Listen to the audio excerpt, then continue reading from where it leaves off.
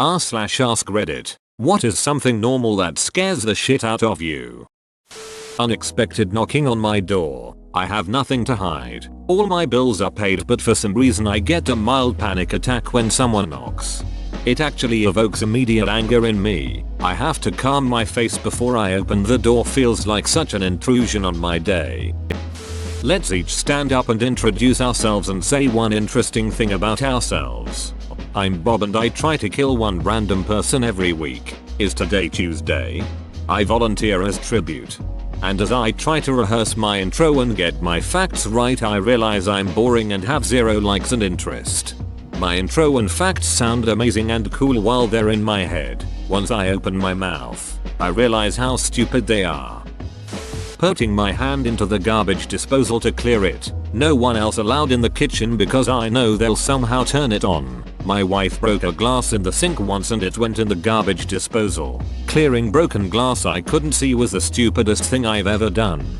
LOL, I'm fine with that as long as nobody is anywhere near the switch. But my fiance is terrified of it too, so he'll ask me to do it every time. I had to hire a handyman to install our dishwasher a few months ago. This older guy comes, reminded me a ton of my dad. So he hooks up the hoses and tells me he needs to pop a little plastic cap out of our disposal to hook the debris line to it. But he can't stick his hand in to get the cap out because he's terrified of sticking his hand in. So I tell him I'm cool with it. So he pops it from the outside and tells me to go for it while he feels around the hole to make sure it came out. Our hands brushed and he screamed so loud and high that even I jumped a good foot up in the air. We both just started dying of laughter and had to take a break for a while for his heartbeat to drop back to normal. Edit. Both our garbage disposal and dishwasher are wired into the electric, so there is no unplugging them. My fiance wasn't willing to mess with wiring the new dishwasher in as it was cloth wiring,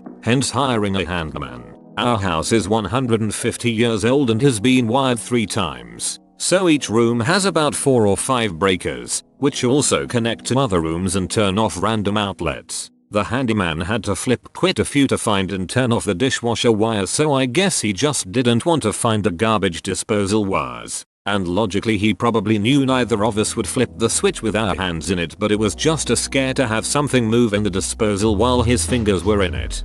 I always go under the sink and unplug it from the wall, and even then, I'll flick the switch on for a second to make sure that I did, in fact, unplug it and B, there isn't some magical capacitor in there. Interviews. Them. Tell us about yourself. Me. I still don't know how I got the job. Take it a notch further. Group interviews. Like, it's already hard enough to try to sell yourself to someone you've never met in the hopes of being able to support yourself. But then they make you sit with a whole bunch of people you don't know and then you have to try to one up the other people too. I've only done a couple of group interviews and surprisingly enough, didn't get the job for either. I just completely can't think of any way to be authentic when I'm surrounded by strangers and have to market myself with their beady little judgy eyes watching me. Don't know if this counts as normal, but mental illnesses. The fact that your own brain can turn on you and create a reality different from the rest of us scares the shit out of me. Growing up in a very neurotic family, my biggest fear was that I was like them and lacked the ability to see myself and the world clearly. It was sort of like my mum is in complete denial that she has severe BPD and PTSD. Her memories change depending on what she wants to remember. What if I'm the same and just don't know it? I basically gaslit myself. My mother has BPD amongst other things and she always changed stories or told new lies during stories, and I just thought she was doing it on purpose. I never thought it would have been part of her mental illness. Whoa. Aging. The thought of getting to a point where I won't be able to take care of myself anymore scares the living daylights out of me. I'm much less scared of dying than I am of outliving my ability to do anything. People think I am crazy when I tell them I don't want to live past 75. See, the problem I have with this idea is that by the time I'm 75, who knows what the world will look like. My grandma is 86 now, and she's 100% the person to have agreed with you when she was young. No way she'd want to have missed the last decade though. She loves her great grandchild and she's also still mobile enough to do the things she's always liked doing. I agree with the sentiment, but who knows what science will have thought of by the 2060s. Mirrors in a dark room. Like if you turn the light off in the bathroom before leaving or something. Feel like that's where the veil is thinnest there for some reason. Fun fact, if you were to ever see something in the mirror, it's because your brain is trying to fill in what's there based on a low stimulus, I think. It's called pareidolia and is why we see faces in objects, and flowers or animals in clouds. I have a mirror in my bedroom and every night when I stay up late I see something in it, but when I look directly at it, it disappears. Kinda creepy lol, but I try to ignore it. This is gonna sound weird, but seeing things in the middle of the road at night. I was once driving home one night and turned a corner to see a dog in the middle of the road. Nothing weird, right? Completely normal sight in a suburb. Every instinct in my body was telling me to get the duck out of there now. When I see stuff in the middle of the road at night, it doesn't matter what it is, I get chills, goosebumps, my hair stand on end and my palms sweat. It's happened with deer, dogs, people, raccoons, and even a trash can once. Can't explain it, but it terrifies me. Space. Just looking up and coming to terms with how big it is and how little we know about it. Don't think of it as looking up. Think of it as looking down into an infinite void, a true bottomless pit. That helps. When cockroaches starts to fly. The problem is not when they appear, it's when they disappear. Muffled buzzing behind the drawer. You know it's there, but can you catch it in time? Will it fly straight at your face if you move the drawer? Will it rush under the bed? Grasshoppers. They just are too unpredictable and it terrifies me. Frogs kind of too for the same reason, but not as bad. I feel this way about butterflies. They're pretty and harmless, but something about the way they fly makes me yeet myself away when they are near me. When I was about 10, I was helping the old woman across the road with her gardening when a frog jumped out towards her, and with the dexterity I'd expect from an athlete, unleashed a perfect right foot volley on the frog like a prime Wayne Rooney and kicked the poor thing over into next door's garden. She felt so bad and said it was just instinct after it jumped out at her, but the way she perfectly did it made me think she was a secret frog kicker. Closing my eyes when shampooing. I've seen too many horror movies to enjoy darkness. It's an endless cycle. You close your eyes and lather your face as quick as possible, but you go too fast and open your eyes and now your eyes burn. So you close your eyes and go back under the water stream and you do it all again. The ocean. I'm talking like out in the ocean. Hundreds of miles from land. Treading water. Alone. Also, spiders. You would hate my sleep paralysis spiders. Kinda weird, but when audio starts skipping when I am playing my music, it scares me shitless. Totally agree. Instant anxiety kickstart for sure. Big something's wrong energy. Public speaking. My friends didn't really understand what a fear of public speaking meant till I showed them on my Fitbit how my heart was racing to about 150 BPM because I had to give a speech for an election that I was running unopposed in. Like, this shit is real. Did you win? It was an emotional defeat, but I ended up with the position. Phone calls. Especially if it's not a number from my contact list. If it's important, they can leave a message.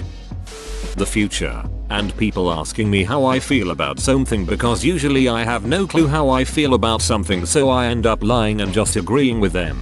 It makes me feel so fake because everything I like and dislike generally based off of other people's opinion, because I seriously just have zero clue how I actually feel about things. The only things I am certain that I do and don't like are things like food and music. Everything else, even things like my hobbies, I generally can't figure out if I actually like doing it or if it's because I grew up around people whose hobbies were the same as my hobbies. I only just realized this too. This is pretty normal and common as a young person, but the only fix for this is not being ashamed of not having an opinion about something. Just because they've thought about it and then put you on the spot doesn't mean you should be ashamed of saying I don't know. Plus, we learn by watching others. It's called observational learning, so being interested in something because you saw someone else do it doesn't make it any less yours, so to speak. Feeling warm. I had a vacation to China when I was a child, and ever since I woke up in the hospital there, I've been very, and I mean very, sensitive to heat. It could be 20 degrees Fahrenheit outside and I'd feel warm. The worst part is, usually when I get too hot, I have a wicked seizure and wake up on the floor with scraped knees or a bruise on my forehead. I don't know. Feeling warm terrifies me now because I just know I'm more likely to pass out. The thought of getting pregnant. I can't even count the number of nightmares I've had about this. The worst are the ones where I wake up and am 8+ months pregnant and am about to be forced to give birth. Terrifying. As a stupid little kid, I thought that sex wasn't what made a woman pregnant. That it was just a thing that happened at random once you were an adult, and I was so scared. Watching everyone you love get old. Yes, I hate knowing that people like my parents will eventually pass away. Nice try, Pennywise. My husband knows how much Pennywise terrifies me. He taught our 4-year-old to growl and say hiya Georgie. Every morning my son says hiya Georgie mom lol. That Lego dragon statue in the water outside the Lego store in Orlando, Florida. I recently found out that other people find it scary after discovering the submersionophobia subreddit. I have the same opposite feeling about submersionophobia. I find it more fascinating than scary. Freaking walking in the dark. You expect me to just walk comfortably when I hear a small noise in the bushes and I can barely see? I tell myself not to be ashamed of being scared of the dark because it's a survival instinct, meaning we can't ducking see, which means it's not safe for us, which means I'm not a baby for being afraid of it lol. Eyes contact. I don't know why, but when someone looks directly in my eyes, I will feel very uncomfortable and nervous. My hands will begin to sweat a lot and my throat will feel like burning. My friends say that maybe it is because I am lying or have done something wrong, but it's not. When I talk to other people such as my teacher, friends, relatives, parents etc., I often look at another spot in their face like ears, noses, mouth, or else certainly not eyes. The same goes with when I practice public speaking or being awarded on the stage. I usually look at the ceiling or the clock or an empty space between audiences rather than their eyes. I think it may be because I am scared of being judged or being noticed too much, and I am trying to fix it so hard. A tip I've heard to avoid becoming anxious self-conscious in our own head is just to pay attention to what the other people are doing even more. Usually we just overdo it in our own minds to an irrational level. Relationships. For me it isn't the relationship itself. I love that shit. However, the fact that your soul can just fall out of love on a whim is what terrifies me. Had it happen once and I can't do it again, that little tiny chance, and one scenario, has me all ducked up. The corpses of big bugs and snails. I have a fear of killing big bugs because of how their corpse would look like. I once killed a fly and maggots started to crawl out of it. Since then I haven't killed a fly. Wouldn't have been maggots, probably a parasite, such as a nematode. Reincarnation. I worry that we have to keep doing this life over and over again until we learn some important lesson. My concern is that I'm a super slow learner and most people figured things out 1,000 years ago. All that is left now is a planet full of a-holes like me who just can't seem to get it right. We all just keep coming back over and over again on an 80-year cycle of failure. Well, there's a muscle in my body that works non-stop without me realizing it, and once it stops doing its thing, I die. I do 2 pull-ups and my arms want to explode, all exhausted. We live in a complicated ecosystem where all sorts of plants and animals rely on each other to survive, and dozens of species go extinct every week. We live in a Goldilocks zone, the only place where life can survive. If the sun gets more or less intense, we all go into a global catastrophe. I have eyeballs and I have no idea how they work. I have eyes, so the idea of going out to eat or eating in general with people frightens me, especially if it's breakfast or lunch. If I eat, even a little, of anything except the blandest foods, I will have to urgently run to the bathroom, possibly more than once. And it doesn't help that I'll be anxious about using the bathroom because I'm around people who will notice. And if I don't eat, people judge me for not eating, saying it's unhealthy, and then I have to explain my condition. In the end, I just do everything I can to avoid eating with people, which includes skipping any kind of invitations unless I have to, and then just eating some crackers or a small salad or something really light and bland. I'm sometimes okay with dinner, not always, but sometimes my body behaves better in the evening. I can also control it by drinking and getting tipsy, which usually turns off my anxiety, so I'll be less likely to have an emergency. Still, I avoid it as much as I can. Porcelain dolls. They creep me out so ducking much. I dated a girl that had a collection of them and I refused to be in the same room as those things because they creeped me out so much. When a kid eats a huge amount of food, even when his body is small. Whoa, you made it to the end? You're a ducking beast. I'll cut you a deal. Smash like and subscribe for more curated content, bruh. It's free and that's a great price.